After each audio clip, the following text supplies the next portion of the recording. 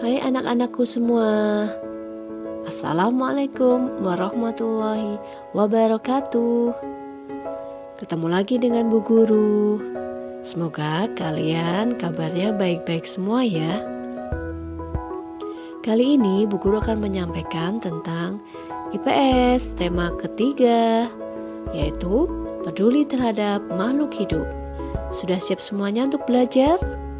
Baiklah, marilah kita buka pertemuan kali ini dengan membaca basmalah. Bismillahirrahmanirrahim. IPS kali ini kita akan belajar tentang kenampakan alam Indonesia. Kenampakan alam atau disebut juga bentang alam adalah semua hasil peristiwa alam yang tampak di permukaan bumi.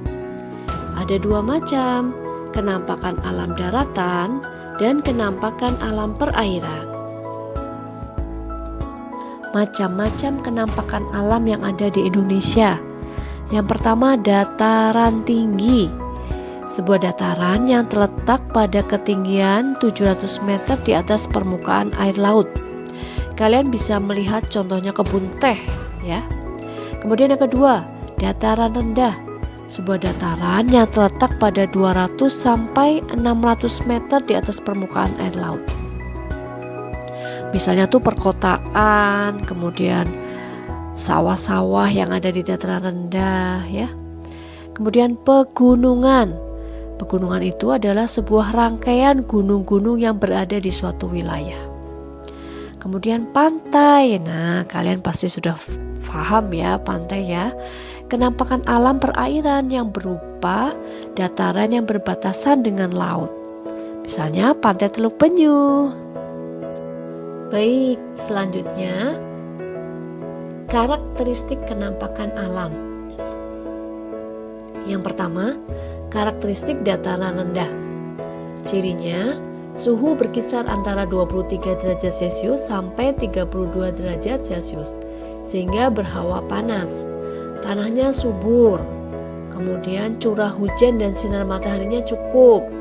Biasanya di dataran rendah itu pemanfaatannya adalah di bidang pertanian, perkebunan, peternakan, perumahan, dan industri.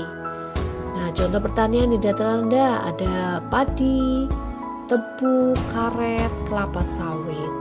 Dan peternakannya contohnya ayam, sapi, kambing, ikan air tawar, dan lain-lain. Karakteristik dataran tinggi. Tadi sudah tahu ya bahwa dataran tinggi itu terletak pada ketinggian 700 meter di atas permukaan air laut. Biasanya dimanfaatkan untuk perkebunan, peternakan, kemudian ada juga pariwisata. Curah hujannya cukup tinggi. Contohnya dataran tinggi Dieng yang merupakan kawasan vulkanik aktif di Jawa Tengah, terletak di wilayah antara Kabupaten Banjarnegara dan Kabupaten Wonosobo. Tanaman yang cocok di dataran tinggi misalnya stroberi, wortel, kubis, labu siam, kentang, apel, teh, dan macam-macam. Kemudian untuk peternakan di dataran tinggi itu biasanya peternakan sapi perah. Nah, setelah ini kita akan belajar tentang letak strategis Indonesia. Nanti kalian akan paham kaitannya dengan pembelajaran sebelumnya ya. Letak strategis Indonesia bahwa Indonesia terletak di garis khatulistiwa. Kemudian letak astronomis Indonesia terletak pada garis 6 derajat lintang utara sampai dengan 11 derajat lintang selatan. Dan 95 derajat bujur timur sampai dengan 141 derajat bujur timur.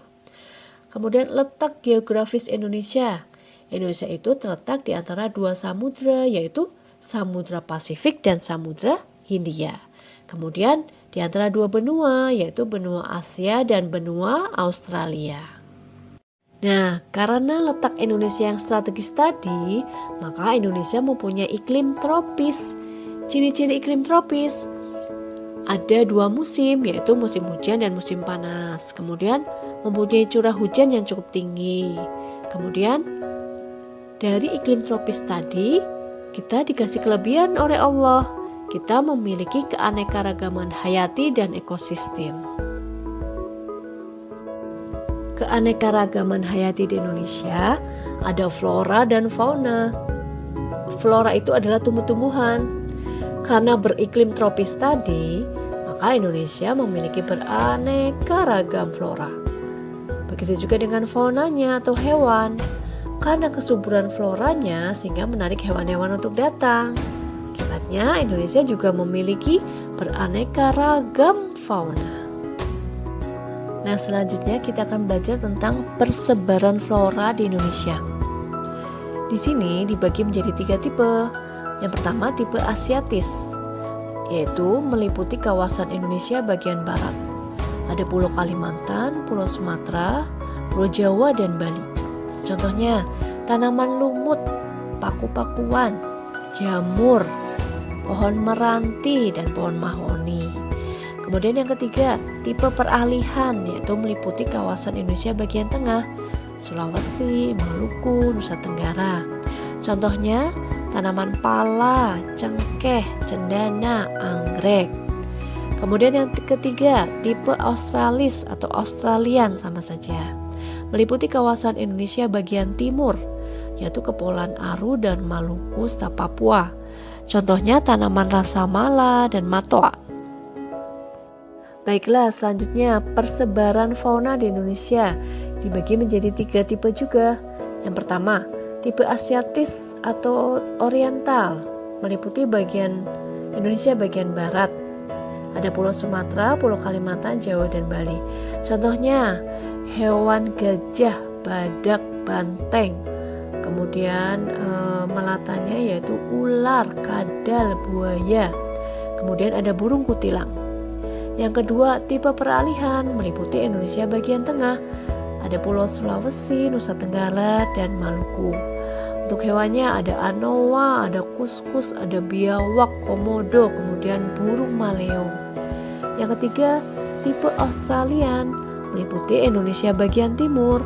Ada Pulau Maluku, kemudian Kepulauan Aru, ada Papua. Contoh hewannya ada beruang, kanguru, ular, kadal, burung cendrawasih, dan burung kasuari. Masya Allah, alhamdulillah ya, kita menjadi bagian dari bangsa Indonesia. Kekayaan di Indonesia itu sangat banyak dan berlimpah. Allah sudah memberikan kelebihan buat kita Indonesia. Maka dari itu, kekayaan yang ada di Indonesia ini harus kita syukuri dan kita banggakan. Dan kita juga wajib untuk selalu menjaga kelestarian alamnya. Nah, anak-anakku semuanya, kita sudah sampai di penghujung pelajaran. Mari kita ucapkan hamdalah bersama. Alhamdulillahirabbil alamin. Sampai ketemu lagi di lain waktu.